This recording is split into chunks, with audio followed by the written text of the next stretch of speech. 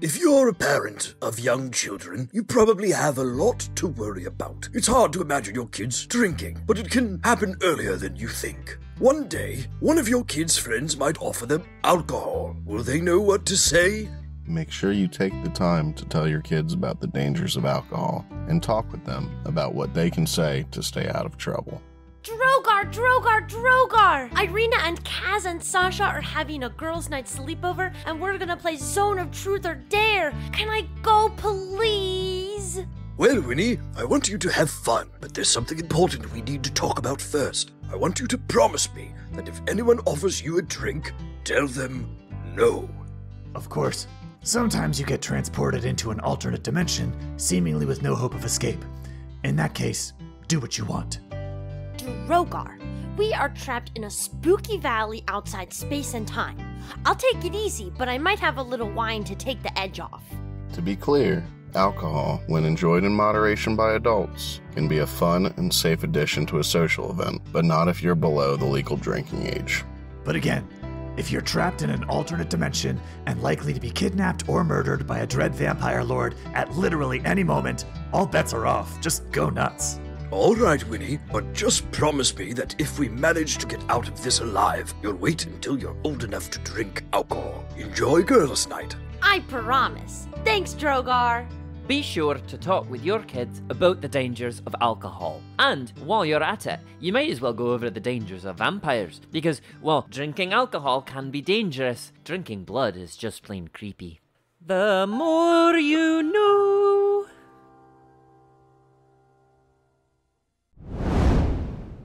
Hey Dungeoneers, thanks so much for joining us for another episode of the Strahdcast. If you like what we do here, remember to follow us on YouTube or subscribe via your favorite podcast app to get notified every time we release new episodes. Thanks again, and take your listen with advantage. Starting on Monday, January 30th at 8 p.m. Eastern Standard Time on Twitch, we will be streaming Goon Files, a Delta Green adventure set in 1995 Philadelphia, featuring Ned in the GM chair. While you get excited about the spookiness to come, you can binge our other two mini-campaigns, Madness and Mercy and Death House, right now on our YouTube channel. Prepare to roll some sanity checks. When last we left our heroes, they returned to Dimitri's tower to discuss what they had learned so far. Discussing the temple witnessed in Strahd's memories, they discovered it is the same place for which Dimitri has been searching, the Amber Temple. Somewhere, they reason, within that temple may lie a secret to defeating or weakening Strahd. Dimitri requested to join them when they decided to tackle it, but for the moment, taking advantage of the relative safety of Dimitri's tower, our heroes chose to decompress and discuss their last individual meetings with Strahd. Our heroes grow closer to overthrowing the devil every day. Where will they venture next? Find out now on the Strahdcast. Close your eyes. Take a deep breath. Shuffle off this mortal coil and transport yourselves to the far, foggy realm of Barovia. We'll say that a long rest passed. You get perhaps the most restful sleep you've had in quite some time in Dimitri's tower, with the soft crackling sounds of the fireplace and several, he has a couple of like wizardy instruments that whir and ring and chime. Arcane sound white noise machine. Arcane white noise machine. So nice. Yeah, right. Lo-fi beats for you to do magic to. Trev. Yo. Drogar did some pretty gnarly necrotic magic last time. Okay. Does he have any bad dreams?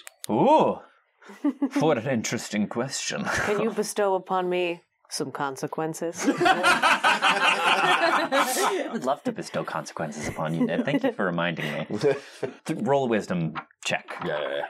13. 13, eh? You pass into sleep, Drogar, but in your quiet slumbers, you are awoken by the sounds of battle. Swords clashing, men screaming, horses whinnying and neighing, and the roaring of battle cries and the screams of dying soldiers as you awaken inside a tent. What would you like to do? Drogar looks to his left and he sees his heater shield and his mace. So he reaches to his left and he sees his heater shield and his mace, and they're like next to each other. He grabs them and he casts bless on himself, and he steps outside the tent. And what does he say? Stepping out onto the field, you emerge in the middle of the melee. Yeah. Sides clash, almost, the two sides clashing almost exactly where you step out onto the battlefield. You see on one side what seem like poorly equipped. There are some pieces of armor amongst them, but it's a lot of peasants with pitchforks and just like men-at-arms and that kind of thing. On the other side, heavily plate-armored soldiers bear down in a phalanx, moving in on this rabble before you. And from the side of the heavily laden soldiers, rising up on a hill, you see a man sat on an enormous horse, his cloak flowing in the breeze, crimson armor with a golden dragon emblazoned into the chest piece. He raises his sword and thrusts it forward, encouraging his troops on and on, the slaughter to continue forward. And on the other side, you see this ragtag group of fighters. You can sense almost their will begin to break. When suddenly, up from behind their ranks, a golden explosion as a massive dragon lands amidst the battle. Stretching his wings and letting loose a gout of fire, it sweeps across the ranks of soldiers. And you see that man on his horse. Yeah! He charges forward, his sword held high, and he is barreling towards the dragon, which rears back, readying to release another jet of flame. And you wake back up. Oh, me. Bad dreams? Oh. Dimitri sits over to the corner in an armchair. He's got some he's got a book open on his lap and is floating a cup of tea with one, just kind of floating above his other. Is there any tea ready? My head is pounding. He just winds his finger around and sends it right towards you. Oh. And we really see Drogar's age. He's haggard. Oh, what a terrible dream. It's this place. It's haunted by nightmares, ones that came true, and ones that have not yet come to pass. The longer you stay here, the more they work their way in, like a cold wind through the cracks of a cabin. Oh, I'm getting too old for this. Dimitri, were there ever dragons in this land? There was one. There was one. I believe I just saw it in a dream. Argynvost. Argynvost was a dragon? Yes. Bronze, gold, was he? Golden. Golden. As the sun. His keep still haunts this place, a ruin now. So the histories go. When Strahd first began his conquest of this place, it was Argynvost that headed up the resistance, led the Zenobians into battle, and disparate, untrained, scared as they were, we fought bravely, because we had the courage of a golden dragon backing us up. Yes. But also, as the histories go, if they are to be believed, Strahd slew Argynvost himself. The valley didn't last long after that. It is a shame. Dragons are not invincible. No, indeed. None of us are. Mm. I imagine this place may have some significance to you. However, I would caution going there. Angry spirits haunt the place. I do not know how they would react to company. Would you be so kind as to mark it on the map? But of course. And he pulls one out from the desk on which he sits. And so Argynvost, Holt. So here you are at... Like Bartok. Yep. This is the road you would take to the ruins of Berez. Right. Argynvost Holt is right here. Oh, it's on the way. Mm-hmm. So if it's on the way, we should go. Argynvost Holt is right there. Oh, wow. Well, if it's on the way, we might as well. Yeah, I think Drogar is really shook up about this, but seeing a gold dragon is no mistake. I mean, they are brilliant, beautiful things that are bastions of good, for the people of Zenobia. And I think that I think there's a little piece of him that's like, Dimitri, do you know how long ago Argynvost was alive when this crusade was? Give or take 400 years, when Strahd first arrived here in this valley as a man. And I think Drogar's kind of stroking his dragon beard, and he's like, it truly is the will of the light that I am here now. Very interesting. Interesting. You think your god brought you here? Yes. What did you do to piss him off? Well, you see, Dimitri, I was not always in the path of the light. I served a great evil lord. This surprises me, I must admit. You seem one who has always had such strength of their convictions. Well, yes, but I am also 528 years old. Goodness, things you must have seen. A lot transpires in 5.5 centuries. But I will say this, when you study magic, you must know that there are darker magics not to touch, correct? Many of them are within our very humble valley. Yet you still read them. Of course I did. I'm not an idiot. Even though you do not practice them, you know of them, and that is sadly the case with me. I was trained in them. I was brought up to use them effortlessly. Yet I was graced. I was graced by 3 clerics of the light, and they saved me. Albeit neck against sword, but they saved me. They showed me that the greater magics and energies of the light can be used to help people, not eradicate them. These clerics who saved you. Yes. They are the ones of whom you spoke when last we met. Yes. You wondered if they would approve of your action. Yes. They are the ones who are. And he kind of reaches over and grabs his mace and he kind of holds it up and he goes, Well, you have done much since then. What do you think they would say now? and he has a reflective moment because he thinks about his moment when he did, harm person, and he thinks about when he just did bestow curse. He's conflicted a little bit, and he goes, I think that I am using what I know to the best of my abilities to overcome the challenge at hand, and I think they would understand that. Barovia is a hard place, and it forces you to make hard choices. Yes. I have had to make several of my own in my short time, and I have not lived nearly so long as 528 years. Well, hard choices are often rewarded, as we see with you being reunited with your family, and for the greater cause. This magic that causes you such trouble, these choices you have been forced to make, it is a tool, like any other. It does not put a mark on you. You are the one wielding it.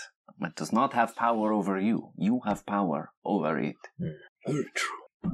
Very true. And if it helps you get out of here alive, if it saves you or your friends' lives, how far from the path of God can it be? Well, in all fairness, which God are we talking about? Whichever you like. It baffles me that a golden dragon could be secluded here in this valley for so long. Well, there must have been something that drew him to this place. I can't say as to what exactly, but he made his home here for a long, long time. It was very good to the people of this valley. We met a wizard up on Mount Baratok. Yes, the Mad Mage. I have heard of him. We call him Charlie. How quaint. Yes. He mentioned when I first met him, he called me Arcane. Well, he is mad. He could be confused. Yet, I don't think it's that simple. I think he mistook me for the Arcane. Well, you are a golden dragon yourself. Jeez, that's such a long game. Holy hell. God knows. Peculiar indeed. Well, now I must go visit. It feels right. He was once a great beacon of hope to the people of this valley. Perhaps he can be so again.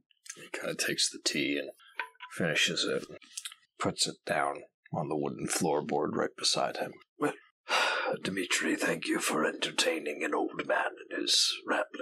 Oh, on the contrary, it was so long since I had people to talk to, and I, much to my surprise, now that I've been introduced to the world, I find I quite like it.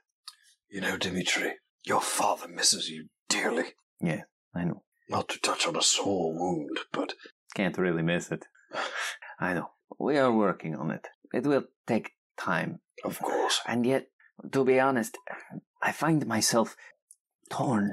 Who knows how long any of us have left to survive, particularly as we are aggravating the devil as we have been. I want to be able to open my heart again, but if I may confide in you, Drogar, I don't know. Something stops me. Something chains me. I feel like I have lost a piece of myself in these last 10 years that cannot be recovered. Do you know of what I speak? All too well, my friend. It's like you can never go back to the way things were. You can really only try to make things better. But Barovia doesn't feel like a place where better is possible. You know, I had a dear friend back when I was at the academy. Mm-hmm. She was a baker. She used to make cakes. And one time, she brought me a cake, and she apologized profusely when she brought it in. And I said, "What is the matter?" And she says, "Oh, it took too long to make the icing, and it wasn't the right color, and the flowers are wilting on the cake."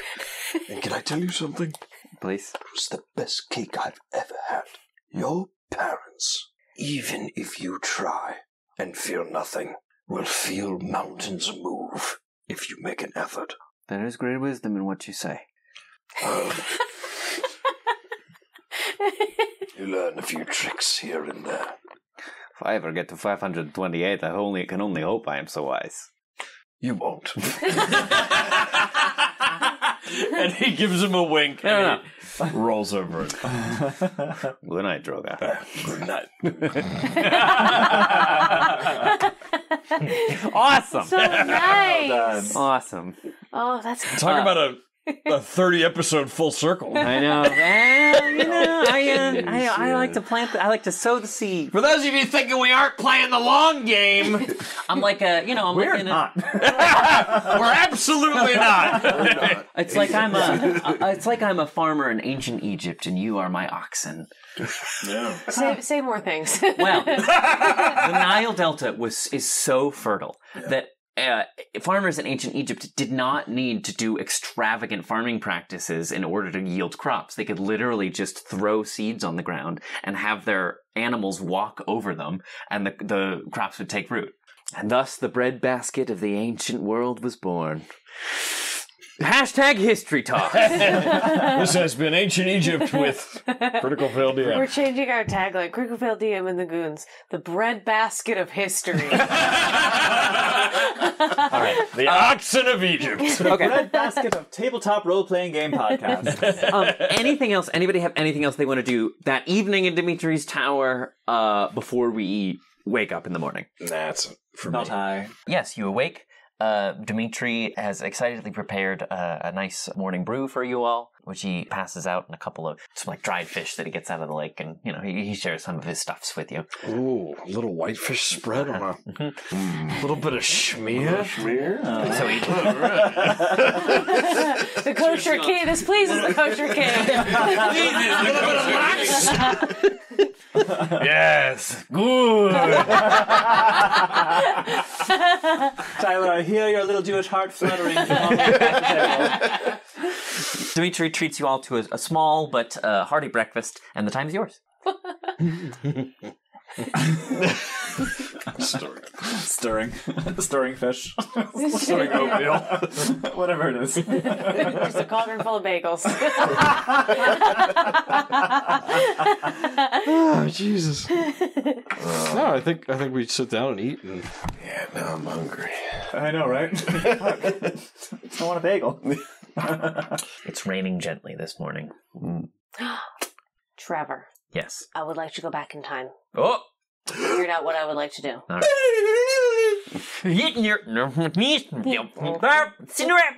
Yes. Never mind. I just went back in time! I just checked how many spell slots I had left yesterday. Just do whatever, it doesn't matter. Do your thing.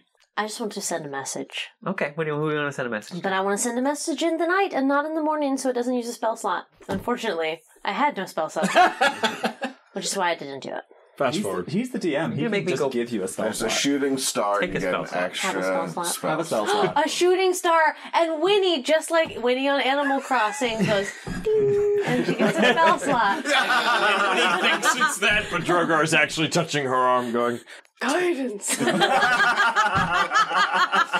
it. Winnie wishes on a star, but actually Drogar's casting a spell. I'm gonna start crying and never stop crying. I think Winnie curls up in the windowsill at some point. At some point she gets restless in the middle of the night and just like does a little walk around and gets warm by the fire and then curls up in the little windowsill in Dimitri's tower that she used to look out at Castle Ravenloft and send Irina messages. And she'll crawl up in her little windowsill and like wish on a star and get a spell slot. And but yeah, just like curls up in the windowsill, and I'll send a message to Irina back in Vallaki. Mm-hmm. Sorry it's so late. I'm looking at the tower where you used to be, and I'm so glad that you're not there. But you seem really far away, and I want to make sure you're okay. How's things? The message comes back. Oh, yes. Hello, little sister. Don't fret the hour. Always happy to chat. Things here are well. I'm only as far as message. Yeah, and I think, yeah, I'll feel totally comforted by that. Where every message that I used to send to Irina when she was in Castle Ravenloft, even if she was okay and she was still there, it still felt like so much darkness surrounding it. And just for her to be like, things are good, and for me to know that she's in a safe place, I feel totally great. And I'll curl up in the windowsill so that I can wake up when the sun comes up. You do so, such as it is. Yeah. In Barovia. Mm-hmm. Yeah, it's still actually very, very dark this morning. There are really ominous clouds overhead, and the rain is falling, sort of like spitting down, and these really, really dark clouds above. But yeah, you awake in the morn. The time is yours. Well, shall we go attempt to find the werewolves? I think if we're going to do that, I think I'd like to speak to Vulcan first. Fighting and dying are as natural as living and breathing. And I know that the werewolves are not good, but I just feel strange going and just attacking them for some reason. I feel really weird about this, you guys. That's weird. But if we talk to Vulcan, I don't know. Maybe they've been really bad to the people in Kresk, and then I might feel a little better about it. I see what you're saying, Gaz. Perhaps there's a way we can be cordial, in a sense. Back in the desert, if another tribe tried to take something from us or attack us, we would kill them. But if they were just living, we would let them be. From my experience with the werewolves here, they're not just living. To be fair, you did kind of wander onto their turf. I was looking after our little friend. We didn't attack them until they attacked us. And when they did, you protected yourself, as you should. It seems... Look, far be it from me to be the one to tell you not to try to defeat Strahd through the power of friendship, because, I mean, you're the one who talked me into it. Oh no, fuck that, we're killing him. But just to clarify, these werewolves, they are in service to it. That's not to say you can't talk them out of it. I'm sure that you could, silver tongues and all. But they are his servants. What do we want?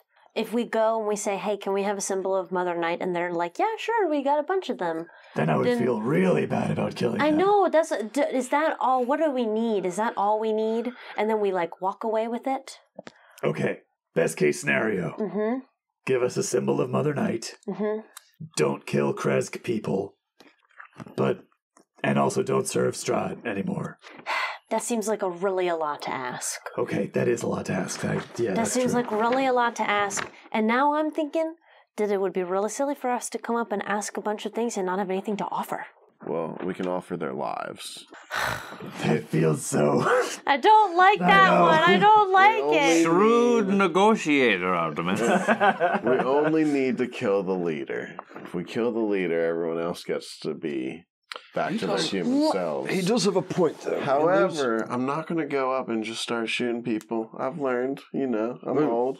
Well, yes, you learned very well with that ice trap in the river as well. The point being, I think that if we take out the leader, as Artemis is saying, they are a hierarchy. And the leader is the one who holds the power and the decision-making of the entire tribe. It's very similar to the Berserkers, as we've seen with you, Kaz. Except hairier.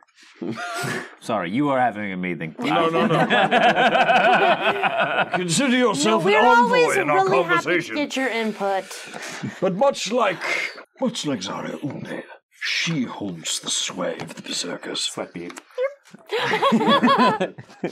The lines I of believe blood. that the only person we have to converse with, or dispute with, as you say, Artemis, is their leader. You know, I'm not very good at diplomating, but I am very good at being somebody's hired sword. Let's talk to Vulcan.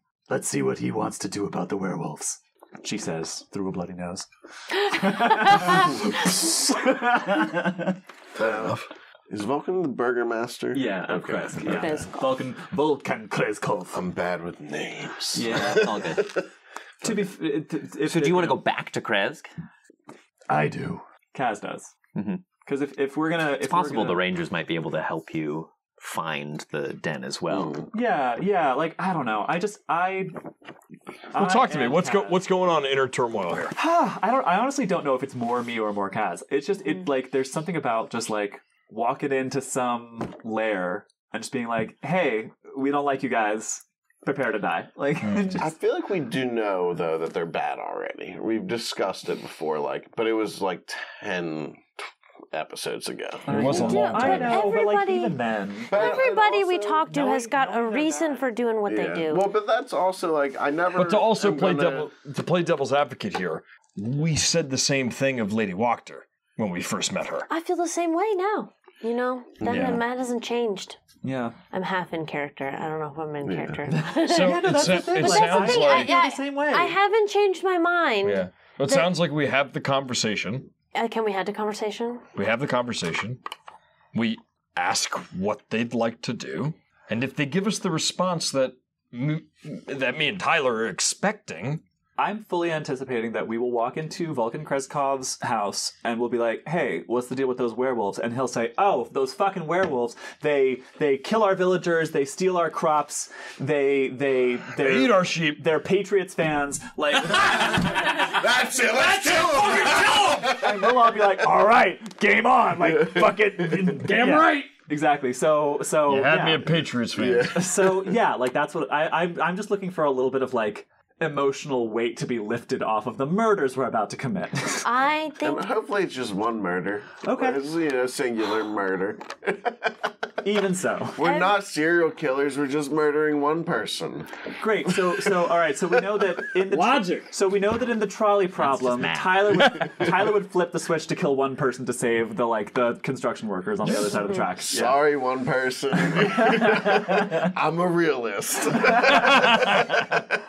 every time somebody in this conversation mentions like killing the leader and throwing like the rest of everybody into turmoil, Winnie gets like a confusingly dark look on her face, and it's like, Pasha sidles over to you as the adults are talking. Are you okay?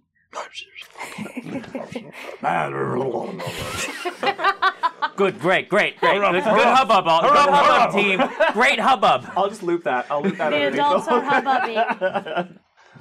That was like Kaz as an Animal Crossing character. Wait, all of us as Animal Drogar's is. Crossing. Mine is just Animal Crossing character. Are you okay? What's wrong? I'm just really stressed out about this for some reason. It just feels like every time we've come up against having to like fight something big, it was because we were totally backed into a corner. It felt like I could see so clearly why we were doing what we were doing. And this one thing, I can't see exactly what it is. I think it's a good idea not to go looking for a fight. Yeah. I just don't know how we're going to get out. Like, we're going to put ourselves in a situation where we're super vulnerable. In a place that we don't know very well, in a place that they know way better than us. Well, Artemis is good at the woods, and if we go back to Kresk like Kaz wants to, then maybe we can find out more about the mountains. I mean, we've been up there. You've all been up there yourselves. I just am thinking about the mayor where I used to come from. What was his name? His name was Gruffid Arnall. That's a funny name. It was a funny name. He was a funny guy. And when the soldiers came in, he was the first person that they killed. Why? He was the first person they killed, and they killed him right in the town square where his pulpit used to be. Why would they do that? For the same reason we're talking about. To make everybody confused and nervous and not know who to turn to. Well, I don't want to make people feel that way. I mean, either. You know, saving everybody's lives seems like a grand adventure, but then you get into it and there's a lot of hard decisions involved. It really is. It really is. And sometimes I'm feeling like my heart feels like me-sized sometimes. You know? Like it both feels really big, like it takes up my whole person, and then also it feels like so small because I'm small. Do you know? I feel like that too. Sometimes it feels like my heart balloons out and it's right up underneath my skin. It's so big, and it's all I can feel sometimes is like just whatever it is I'm feeling, and I can't think my way out of it. Winnie. Huh? The two kids go. What would you like to do? I don't know what the right answer is. I didn't ask you for the right answer. I know. I asked you what you thought would be the best thing to do. I think it is a really good idea to go in and talk to the burgomaster, but I feel really responsible for what we're doing in Krezk. I feel really responsible for putting him in this situation where he's trying to figure out where all these new people go, and he's also mourning and stuff, and I'm just scared to go and talk to him about or ask him for anything else. So I kind of would just be like, let's just go and be as prepared as we can be and hope for the best. And I don't know, maybe that's silly, but I'm always just makes me feel good just to go and hope for the best. We did kind of dump a couple dozen refugees on him and then fuck off out of town, so I don't know, if I were the burgomaster, I'd kind of be like, what the fuck? Can you guys, go and take a weekend? I think that's what I would be like. Here's what I propose. Let us approach the werewolves from a diplomatic standpoint. We wish to talk. Nothing more, nothing less. We wish to speak a parley. If they deny the parley, perhaps there is a way that we can speak with the burgomaster, or find some more evidence. Maybe there's a back way in. If they are aggressive, I believe we have our answer. Anybody who is willing to attack an emissary or a messenger does not mean well. Do you think that they would be more likely to be nice if, just a little kid walked in and not, a bunch of big people with, a big spear and a dragon and a panther? Well, on the contrary, if I were to send you in anywhere, strategically, I would surround you with my troops, and that would be the end of it. Little one? I don't like your chances alone. I don't think I would have very good chances if they were mean. I just think I would have better chances if they were nice. Well, I don't want to take the chance that they would be mean. Kaz has a good point, and let us not forget your most recent endeavor with the abbot. Yeah, okay. I think... That went okay, though. Drogar has a look on his face of are you fucking...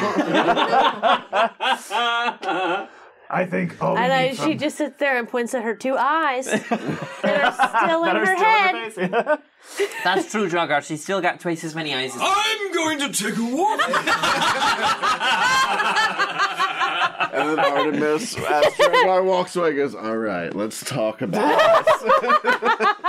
I think all we need from them... All you hear from the brushes.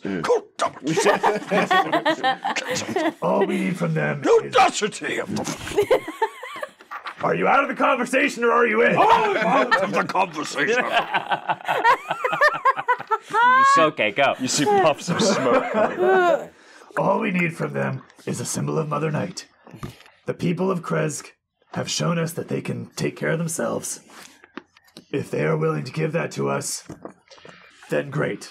If they're not, we need to find a way to get one. If they try to attack us, I'll feel a lot better about killing them. Part of this, too, is I'd like to weaken Strahd's army. Right now, they're soldiers of Strahd. So we get the symbol of Mother Night, and then we say, hey, do you guys realize that Strahd's kind of a dillweed? Yeah. Something along those lines.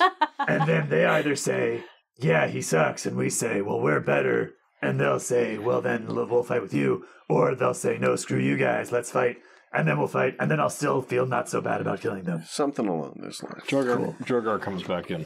Should you all survive this endeavor, I think each and every one of you has a bright career as a diplomat ahead of you. Cass, I think it would be worth mentioning that you are the bearer of the blood spear. Somehow I get the feeling that once they find that out, they'll definitely want to kill me. That's really... Which is another thing that would make me feel a little better about killing them. I'm just trying to think of all the, possible paths that we're going to take, and which ones end with me not feeling bad about killing them, or not feeling bad about not killing them. The ones I don't want to end up on are the ones where I feel bad about killing them. Drogar has a tear in his eyes. He goes, she's having a process. Kaz walks over to a wall and pulls down. As you can see, I took the liberty of drawing up this flowchart. Drogar bursts into tears. She's all grown up. Scenario number 1.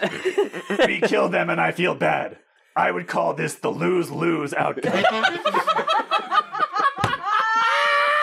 Solution number 2. They kill us and I feel nothing. I would also call this a lose-lose, but I won't really care because I'll be dead. Then we have the I kill them and feel okay about it. This is what I will call the win-lose scenario. Or there is the we don't kill them and we still feel pretty good. Let's call this the win-win. And then, of course, there is the win-win-win, where I also win for having successfully negotiated not killing. And now we're just back in the office references. Take an inspiration, Cass. Thank you for coming to my TED Talk. Kaz takes off her glasses. Where did I get these? Folds them up. Puts them in her shirt. Take an inspiration. Loosens her tie. I think I already have one. I don't think I can. Yeah, I already have one. Dang. Well, gotta burn them, baby. Yeah, I know. I gotta use them. Oh my lord. I keep forgetting I have take that. No, I agree with pretty much everything you said, Cass. Thank you. It took me all night. And what I will say is we are not assassins, so I do not plan on killing someone before we let them speak. However, I want to go into this in a strategic way to make sure that if and when it does come down to a fight, all of us make it out alive. You know me. I'm always ready for a fight. The problem is these woods. It's their woods. If we do this, it's going to take a lot of planning, and we're going to have to be careful. Do we know if they are always in wolf form? That's a Do we know good that? question. Because if there's a reliable way to know that when we're approaching them that they are weaker, they might be more willing to talk it out. That's why I'd like to try to approach them during the day. Dimitri, that's what I wanted to ask you about the patrols. What have you noticed in your time? Yes, packs of them range far and wide across the valley, though they are particularly concentrated at the slopes of Mount Baratok in these woods.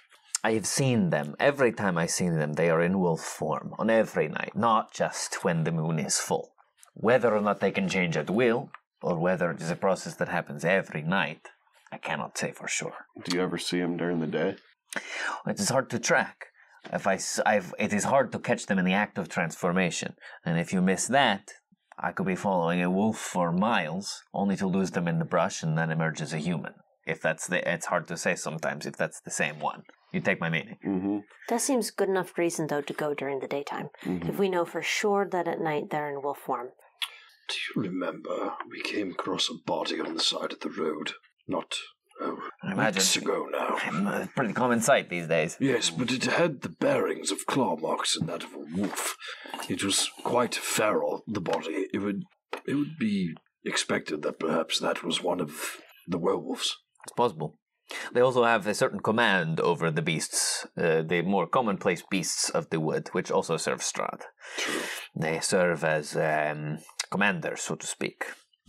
I think you have come across such a patrol in your time here already. Yes, yes you have. Right. During the day, as a group, we approach with diplomacy. Are we all in agreement? Mm-hmm. Yep. Very well. So you make for Kresk?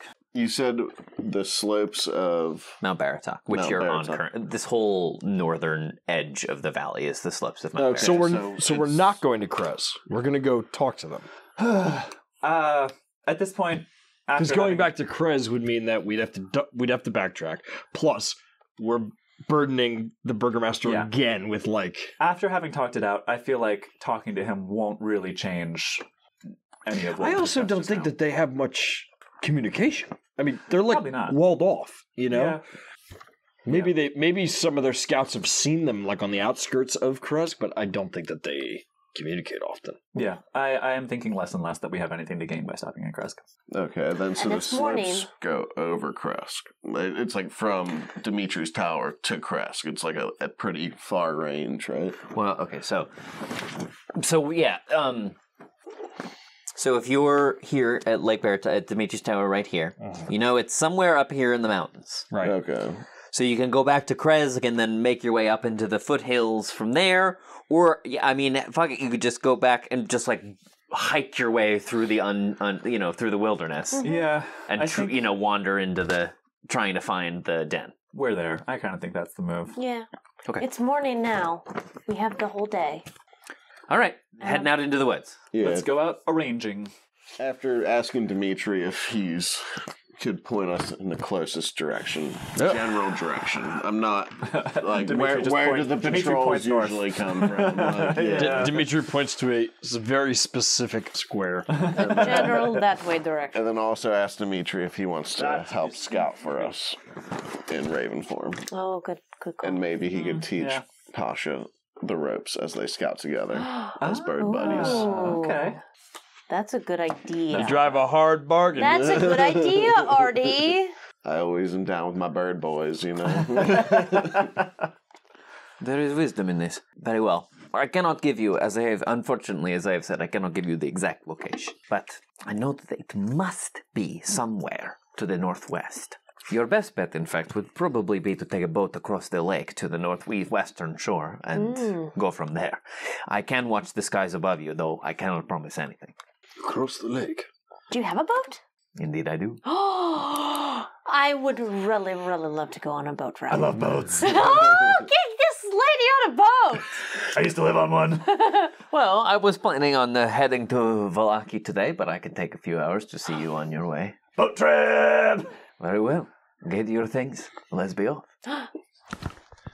And thus, our heroes headed to the boat. Great. Okay, so not going back to Kresk, We're heading hopping right on the boat. right into the wilderness trying to find the werewolves. To the boat. Okay. Can I And drive it's the boat? first thing in the morning, so you've got plenty of time. I want to drive the boat. That's good to know. And all I ask from And you, Dimitri, daylight. yeah. And all I ask from you, Dimitri, is to let us know if it looks like we're about to get ambushed. No one said I couldn't drive the boat. I'm totally driving the boat. If you are nearby to certain death, I will endeavor to let you know. Perfect. So 3 cacaws, and we know to run. Cacaws? Yeah, all right, let's just make it one. Cacaw! Your accent is terrible. Wow, that is the that crossover is scrambling my brain. See, it's only Tyler, though. I know. Tyler's characters Are connect all across connected. campaigns. Yeah. It's only Tyler. That is scrambling my brain. Oh my All the god. multiverses. Benny Kaplan is a deep wayline bloodline character of Artemis Silverbow. Tyler is the Stan Lee of the Gooniverse. Yes. Yeah. Shows up in every movie. Yeah, Tyler Great. cameos in every campaign. That is great. Hope you guys wrote that down because Because we can't explain it. I was going to say, I got in trouble for this on the boat. It's not driving, it's skippering or maybe helming. Like you got in trouble for skippering? No, I said that I called it driving, and everyone was like, "It's not called that. It's called." And now I forget what it actually was. It was like you have to be the. It's like piloting, skippering, helming.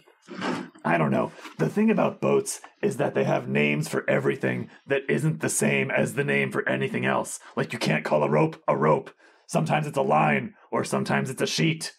But it's never a rope, but it's always a rope. Doesn't make any sense. It's not left, it's port. It's not right, it's starboard. The front is the bow, the back is the stern.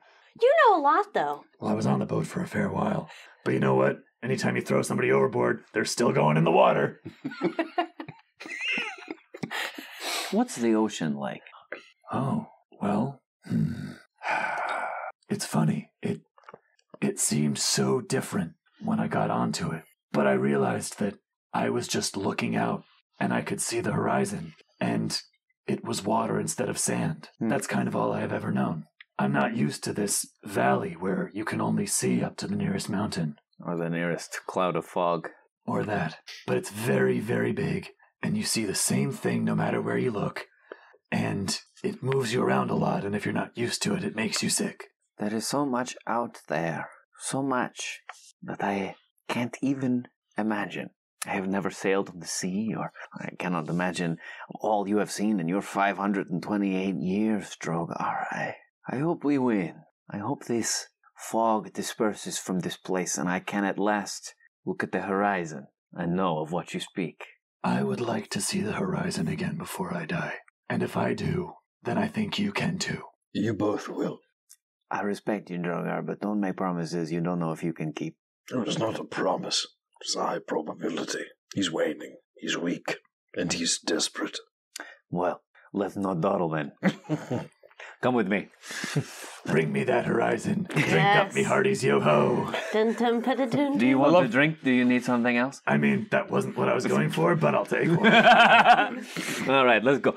He whips his cape. And you head down the spiral staircase, you out of the tower onto that little isthmus upon which it rests. And you walk around to the back of it. At the back, which you've never seen before because you've always just gone right into the tower, there is another of those little jetties going off into the lake. To the side of which seems to be what looks like a pretty standard rowboat, except on the back of it, sort of grafted on, is another of these sort of spherical amber golems. Wow. Cool. And he has like a Mississippi steamboat paddle at the center of him. So it's like, his little amber body kind of comes out in a semicircle. And there's a little, amber paddle built into the back of him, at the back of the boat. And as you come around the side of the tower, as you come around the back of the tower, again, the little head pops up and, whirls around. Like R2-D2. Mm-hmm. And Dimitri gives a little wave, communicating that these are friends. And the little amber golem, one of his little, just like the other one's little arm pops out of the side, and he gives a little oh. Toot toot. Holy shit, it's a bass. Music starts playing that resembles but is legally distant from Steamboat Willie until next year when it enters the public domain. Oh! Yeah, we'll get that. We'll hold producing this. Well, your chariot awaits. You're the boss of the boat. I'm driving the boat. Kaz is the boss of the boat. Where's the helm? Bring me that. Oh, that's... Actually, I guess he's driving. Take us away, skipper. Toot. You realize that Drogar is hesitant to get on the boat. Oh? Something wrong? No, nothing wrong at all. Do you get sicky? Well, it's hard to explain. Winnie, you see, when oh, hell with it. And he just kind of puts an arm on Artemis and an arm on Kaz's shoulder and spreads his long leg, and he's got a leg on the shore, and he's really like an stably elf up the escalator, trying to get into the boat. Come now, old man. It'll be okay. Are you spooked of the water? I'm not spooked. Everything's fine. You look a little spooked. I'm not spooked. Far be it from me. Sit down. It'll be okay. Trip won't be long. So you clamber into the boat. Pasha also walks over to the side of the lake, and he just looks down at the water for a little while as you're clambering into the boat. And once you're all settled in, he looks back at the rest of you and says, "I want to try something."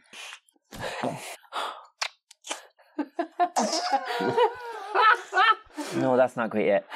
Wait, stop what you're doing right now.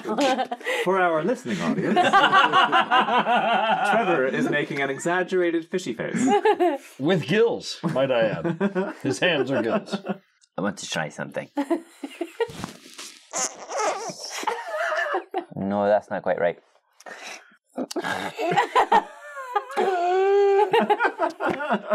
Pasha, it might help if you jump in the water. Oh, yeah. And his head pokes back up and he's doing this. He's like kicking his little feet. So, I got it! And then there's like a splash of water and he like tumbles over and turns into coming! He turns into a trout.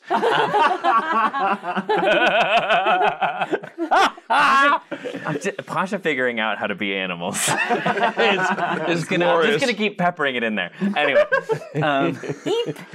Eep. Mosquitoes. But yeah, so he turns into a trout and like swims alongside the boat.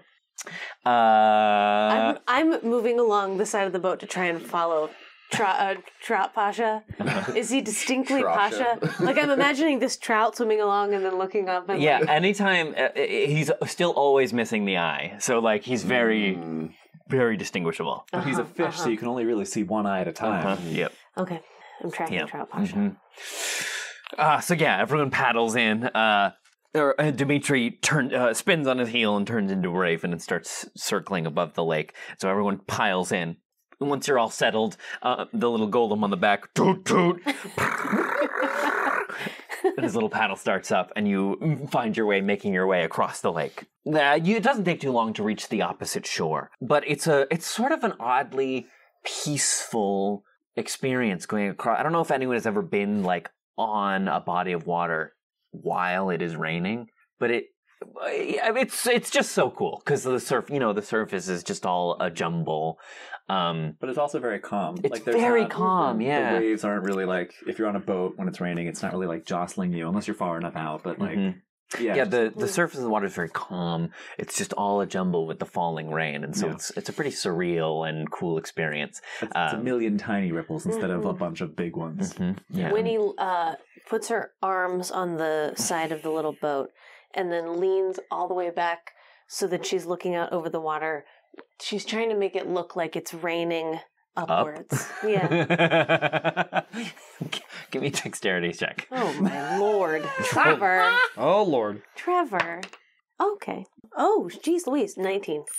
You do so. And it's a really, really cool optical effect as you spin it and you see Pasha jump up and out. So it looks like he's like, going down and then up as he jumps out of the water and goes back underneath ahead of you.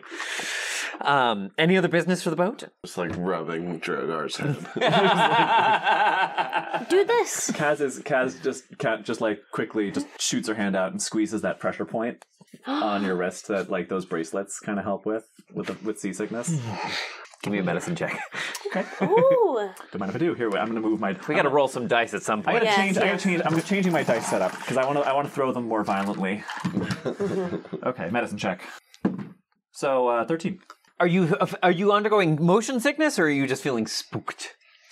Drogar is afraid of deep waters. Okay. So it's not really motion. Well, regardless, even if However, it's not motion sickness, with your two compatriots so tenderly attending to your care, you do feel a little bit better. You feel a little comforted, Drogar. It's just so spooky. You can't see the bottom. And he kind of peeks over. Oh! So it doesn't take too long for you to make your way across the lake, and reaching the opposite shore, you Drogar disembark. leans over to Winnie and goes, "Don't tell Strahd."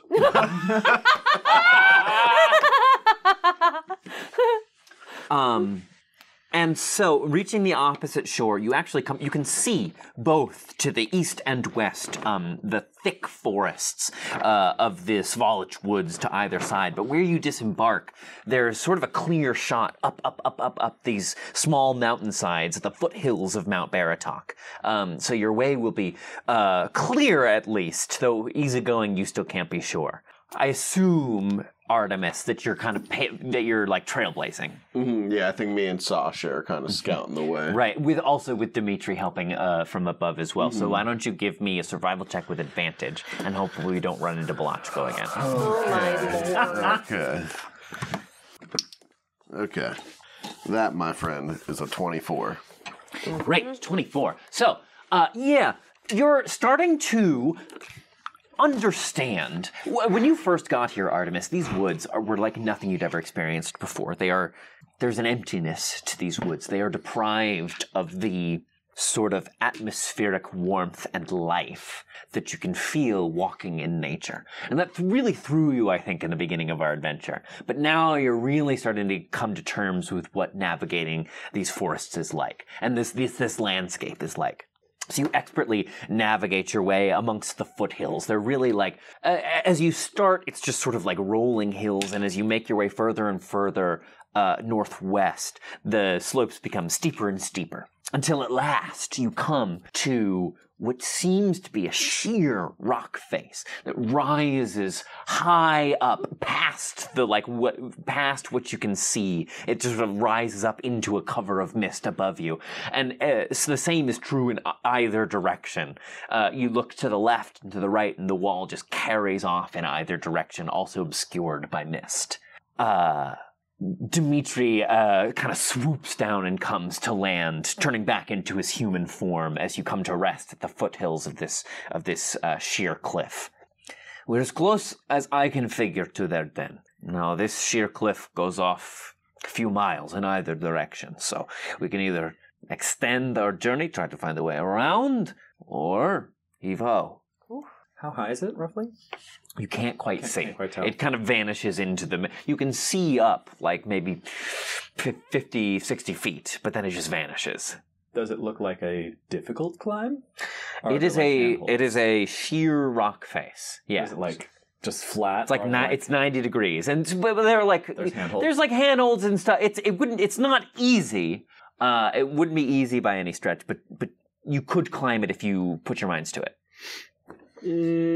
Dimitri, I don't want to put too much on you, but is there any way you could scout the area and let us know if there's any direction we'd be better suited? Like I say, in either direction, if you want to stay down here, it would take several miles for you to chart the course around. Totally a possibility, but that exposes you to more time out here in the wilderness, and we are losing daylight. You've walked for about, let's say, maybe like 4 hours to get to this point. So yeah, I'd be feeling a little, feeling the sweat a little bit. The cliff face extends maybe another, it would be a tough, challenging climb, but not impossible, if that is the route you want to take. Up to you. Am I out of rope? Oh. Shoot, I may have used I should. We've used a lot of rope in like various adventures. Yeah. I have rope. I have 20 feet. I have 50 feet of hempen rope. Yeah, I think I still have whatever. I used to have some. I think we used all your rope. I think we used the silk and the hemp. Yeah. Shit. Yeah, Drogar will pull out the 50 feet of hempen rope. How much rope do you have? I don't know. I have got 20. whatever the... You have 20? The starting, I think I have. Drogar will tie the 50 feet of hempen rope to the 20 feet of hempen rope, giving us 70 feet of rope. Mm-hmm. How high is the cliff face? Can't tell. You can't tell. You can see 50 to 60 feet up, but then it just disappears into the swirling mists. The mists are... You've noticed this when you've sort of gone off trail, so to speak, before. When you're walking like the Svalich Road, or you're in one of the cities, the mists... they're always there. You can always see them in the sky and off in the distance, but they never quite feel oppressive. When you go off trail, wandering through the forest like this, they really start to close in on you. I'm really good at climbing. I'll go. Are you sure, Kasle? Yeah. Well, in any case, Drogar puts a hand on you, and his eyes turn white, and he casts a death ward on you. Ooh. What does that do? When you hit 0 hit points, it goes right back up to 1. Okay. I actually already have that. You have that? Is that a half-orc thing? It's either a half-orc thing or a barbarian thing. I forget which, but it's relentless endurance. But is that from any sort of type of damage? Relentless endurance. It's because I'm a half-orc. When I'm reduced to 0 hit points but not killed outright, I can go to 1 hit point instead. So I think they would stack because the text of Deathward specifically says the first time the target would drop to 0 hit points as a result of taking it. So Deathward would activate first, bring you to 1, and then as long as you're not killed outright, that would also... Because if you fall from falling damage, Yeah. that can kill you outright. Well, it's a d6 per, what, every 10 feet. And we're planning for at least 7. So times 6 times 7. What's the average on a d6? It lasts for 8 hours, though, and it's That's not concentration, nice. so... All right, yeah, great, cool. I think too, we got rope. I won't say no. We got rope. We probably got like...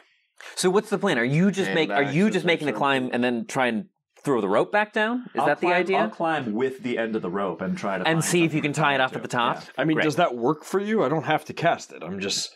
If it's something that would benefit... It's a good spell. It's handy if I'm going to go to 0 hit points twice. In the next 8 hours, I mean, listen, in the next 8 hours, the next lock 8 it down. hours. You're That's also thinking about going into a werewolf den, Yes. so... Yeah. So go ahead. And Go I ahead. think we're at the point of like no return at this point. We either got to turn around and go back or move forward and either find a place to camp for the night, which will probably not be good, I wonder if I have... or go kill, Darn, I don't have any pitons. go negotiate with werewolves, negotiate with my bow and arrow. Right. And Drogar will also cast guidance on you for any checks that you're going to make. Cool. Well, I'm about to make a climb check, so that's very handy. Yeah. Typically, climbing is a strength check, which I could theoretically get really angry and then get advantage on that. I could pinch myself a bunch of times. Drogar gives you... Stop that. I'm getting mad. Ah! I'm better at climbing now. Drogar just does a... Hey, what the fuck? Ah! And she runs up the cliff. Okay, so climbing this cliff. Yeah. All right, great. Give me an athletics check. All right, so I'm taking my climb check and I'm taking that guidance. I'm not going to do the rage thing because that's silly. That's metagamer shit. I'm not going to do that. All right, athletics check, please. I will take the guidance though. Athletics. That's going to be, I think, a 21. Excellent. Yeah. Okay. You start the climb, and it's certainly challenging. And in fact, as you begin to climb, as soon as you get up maybe like 10, 15 feet, you start to notice the spitting rain and the condensation of the fog begins to make the surface of the sheer cliff face very slippery. So you really have to be very deliberate and careful as you like find a handhold and give it, a couple of like testing tugs to make sure it can support your weight. So you're making your way up methodically, but successfully. Give me another athletics check, please. Okay. And you make your way about halfway up what you can see. Guidance. Drogar, is guidance touch range? Yes, it is. Drogar climbs up about 5 feet. No, sit down! Yeah, you make it up about Can halfway. you feel it now? So you're up about, let's say, like 30 feet or so. Okay. Oh gosh. Oh no. Oh no. Add a d4. What happened? Wait, do I? Well, it does. You know what? It's not going to matter because that was a natural one. Oh no. God. Natural one. I know. Fuck. It's a good thing I gave you Death Ward, huh? That's pretty not much- so bad. Pretty much fucking anything like but a 30 natural one. feet, right? I have a +8 in athletics. Anything but a natural one, I would have been fine. But of course. Okay, so Kay, you continue your slow climb up the mountainside, and at a certain point, you reach out for a handhold, and you think it feels secure. You give it a few tests, and it feels fine. And you put your weight, and the cliff just tumbles away from your hand. And you feel like you're gonna fall, and you cast your eyes around in panic, and you see what you think is, you see maybe like a vine or some vegetation that you can throw a hand out and grab hold of just to steady yourself. So you throw that hand out trying to grab it, and as you do so, you realize it's not a vine. Shit. God knows. A rock viper. Oh. Its head emerges from a crevice in the cliff face and strikes out at you. That is going to be a 17 to hit. So you are going to take 4 points of piercing damage and make me a Constitution saving throw. I'm not raging, so I take all 4. And Did you use guidance on that last? no, because you're out You're of touch too range. far It's gotta be touch range. away. Con save, you said. Constitution saving throw, Okay. yes. That's going to be a 10. You feel its fangs sink into your hand, and usually, Kaz, like you can wave this stuff up, no problem. But you feel like the like white hot liquid as its venom seeps into your veins. You are gonna take. Oh wow! Well, that was lucky. Okay. I just rolled 4 ones. Wow. So you're gonna take 4 poison damage. 1, 2, 3, 4. So all that happens. You're still on the cliff face, though. Okay. Do you want to try to keep going? You okay? What do you do to the snake? Yeah, I think I just instinctively throw the snake and then realize like, oh shit. And I go down, look out below! What are you talking about? Well, it falls on Drogar. It falls right on top of you. Ah! Breath weapon. Really? You can if you want. It seems excessive. It just bit my friend. Roll damage. No. I grab. Can I grab the snake? You can, but it is going to try to bite you. Okay, go ahead. 16 hit. Miss. Great. It like ting. It bounces off of your pauldron. Drogar grabs it by the head, like right around the neck, and just holds it. And it's just like, are you all right up there? Yeah, I'm great at this. Hang on, I'll take care of him. Oh. He tried to bite me. Well, she tried to. She came to his house and I'll take care of you. And he the snake does not try to bite Pasha, and he just walks away, and Pasha just starts going. Right, the snake is all right. Are you okay? I'm fine. And thank you. I was really worried about the snake. I can't believe I rolled 4 ones. All right, carry on. An athletics check, please. I think Pasha just has a built-in +20 on animal handling. All right.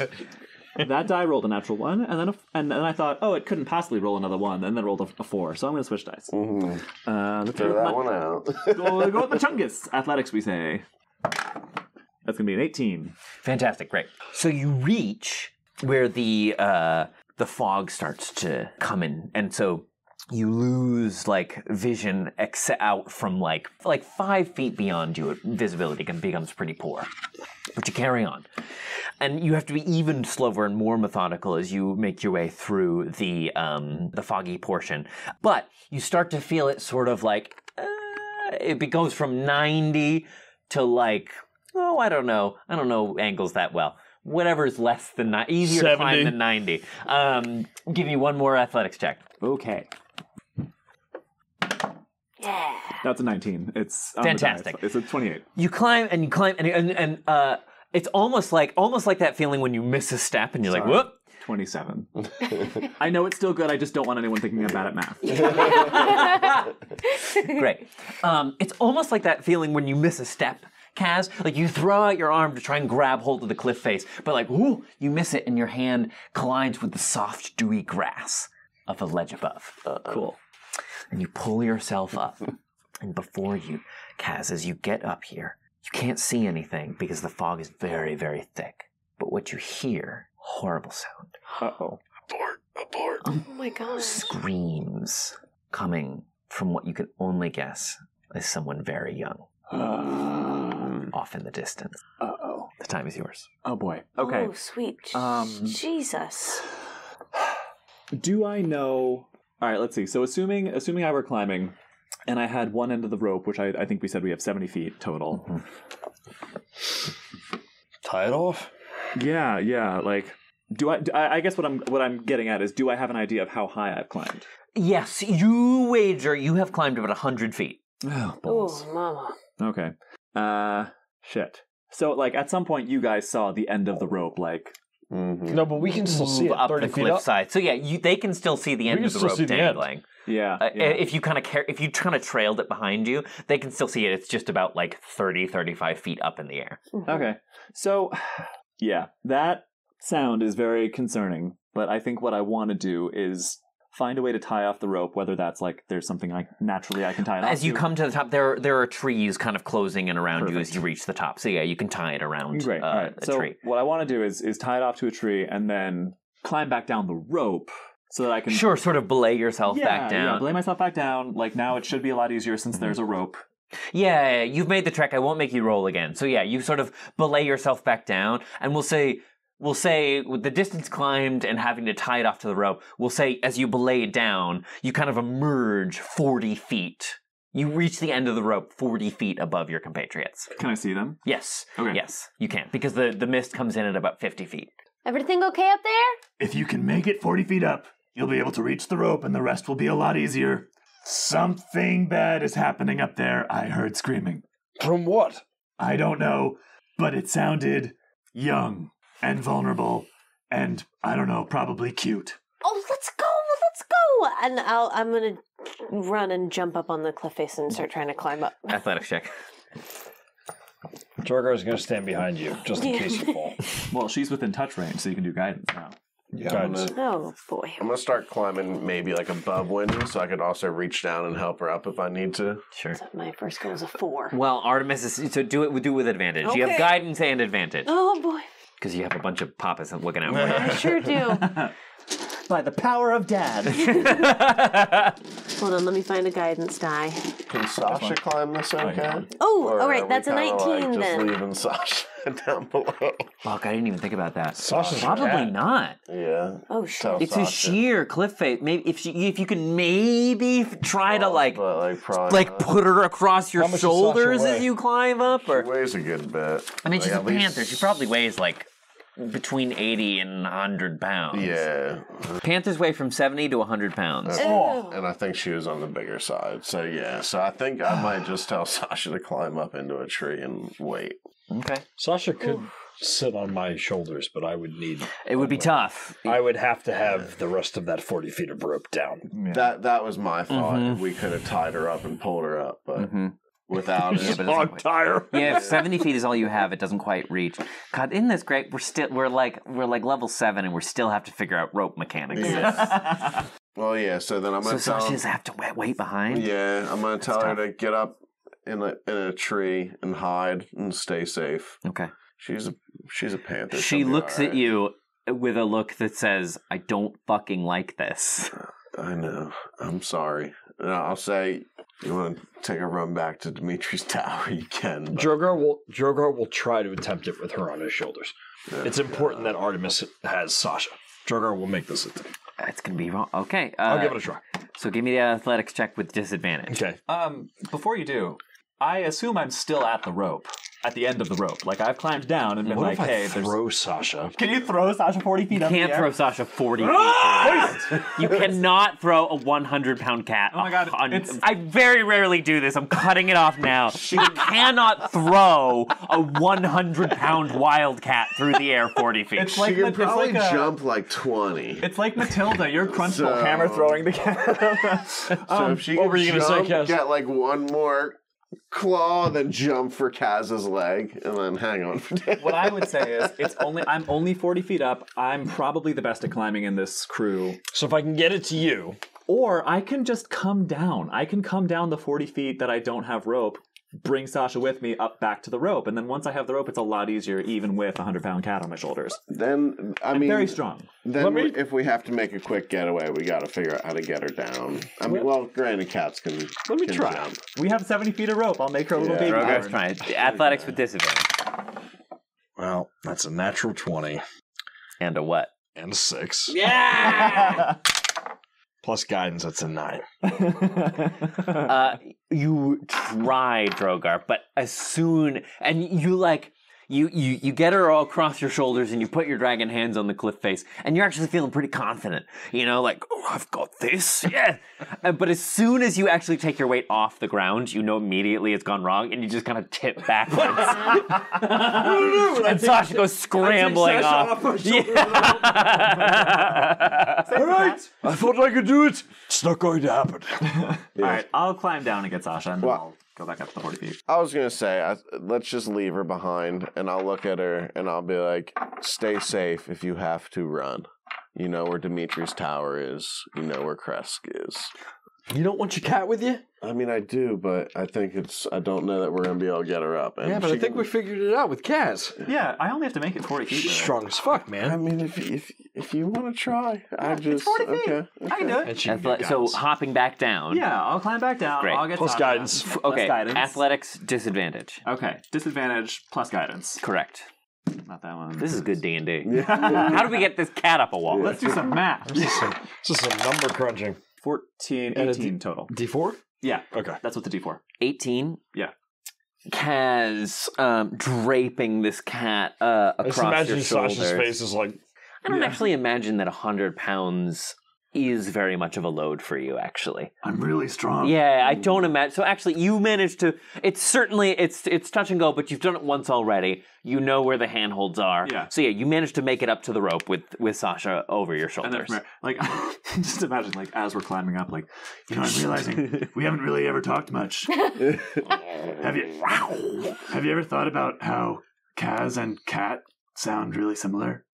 She does another deep throaty purr that communicates to you. No. If I took 10 minutes, I could cast Speak with Animals as a ritual. We haven't really talked. I should do that sometime. And you can feel like her purring like in your neck, and coming like radiating from her chest as you drive up. Yeah, all right, cool. We're kind of under a time crunch right now, so this isn't a great time for ritual casting. But let's make a date. Fan fucking tap. This is why I love Part this shit. 2! This is why I love this. Like, I had nothing planned for this evening. I didn't know what was going to happen. I didn't know what you guys were going to want to do, and it just always works out great. Trevor, I already have an inspiration. You don't need to give me another one. All right, great. So Kaz makes it up, so we can take Sasha with us. Okay.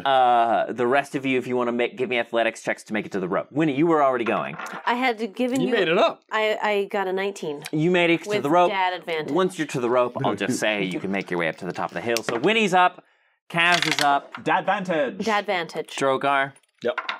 What is it? That's a 19. You make it up. Do I get guidance? Yeah, sure do, baby. Drogar's always got As I that. hit the rope, I reach my long 6-foot wingspan arm down. To give you a smack on the ass. That's 14 with guidance. That'll make it. Yeah, you make it to the rope. Okay, so you all make it to the top. Climbing. Once you get to the rope, it's much easier. You make your way up. Pasha turns back into a bat. And flicks his way. Mosquitoes. And he makes his way up. So you all make it to the top of the ridge. And so all of you making it your way to the top of the cliff's face. Demetri turns back into a raven and accompanies you up as well. As you approach the top, all of you hear those same horrifying sounds as Kaz was witness to before. It seems like at a distance, screams. And also as you draw closer, what sounds like jeers and cheers of a crowd. Uh-oh. We can't see anything? No, the fog, the mists are still closed in around you. Drogar will cast light on his mace in an attempt to cut through some of the fog. Okay. Yeah. Okay, great. It's not daylight. Yeah, no. You know what? Actually, I was going to say, when you start to do that, I think I would grab your hand and be like, I don't know that we want to be spotted, my friend. Let's go investigate the sound. fair enough. If we can't see them, they can't see us. Fair enough. Right. Somebody's going to have to guide me through here, though. I'll cast light on Tallyho's eyes, but I'll keep them pointed down towards our Yeah, walking it's like a bullet lantern. Oh, sure. Don't say anything about the door with the blind guy. I'm putting it down our feet! First, Kaz breaks my glasses, and then... But you're literally doing like the fog lights in your car, like those lower headlights that kind of go underneath. Yeah, moving swiftly yet quietly. Yeah, Right. pointing Tallyho's eyes at the ground, kind of like fog light navigating us swiftly and quietly. And I think once again, Artemis and Sasha taking the lead. Great. Give me another survival check. Good thing I have a good survival. That's a 15. Yeah, excellent. Well done. Great. 15. Guidance came in handy. Perfect. Okay. If If it was a 14, you would have met the giant again.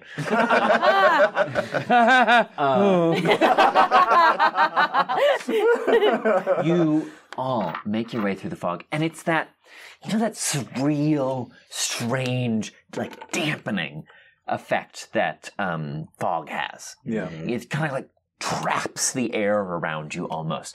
So it's like strangely muffled and quiet as you make your way through the fog, but you can still hear those echoing sounds coming from the distance. And you make your way through the fog. A strange, large, dark shape begins to manifest in the distance. And as you draw closer and closer, Dimitri kind of swoops down again and lands amongst all of you. I think we're close. And as you make your way through the fog, that large, dark shape begins to take form.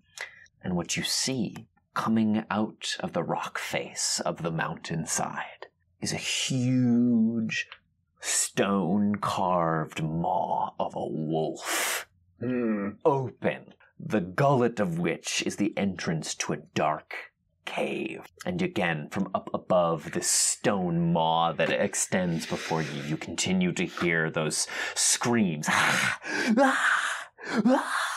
And then all at once, silent.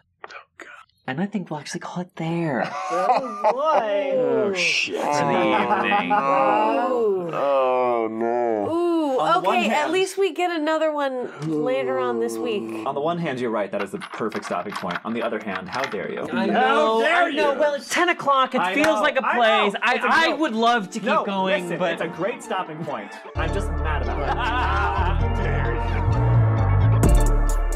Strahdcast features Campbell O'Hare as Winnie, Ned Pryce Iannacone as Drogar, Kay Devine-Jones as Kaz, Tyler Kanter as Artemis, and me, Trevor William Fayle, as your DM. Our patrons give me super strength. Special shout out to our newest patrons, Access the Tide and Dan Zubricki. Welcome to the adventure. If you're not ready to support us financially, there are still plenty of ways to help us out. You can follow us on TikTok, Twitter, and Instagram at Critical Fail DM, binge Madness and Mercy on our YouTube channel, and join us there every other Sunday at noon Eastern Standard Time when we do live listens of new episodes of the Strahdcast. Or rate and leave us a review wherever you like to listen. Thanks, Dungeoneers, and take your day with advantage.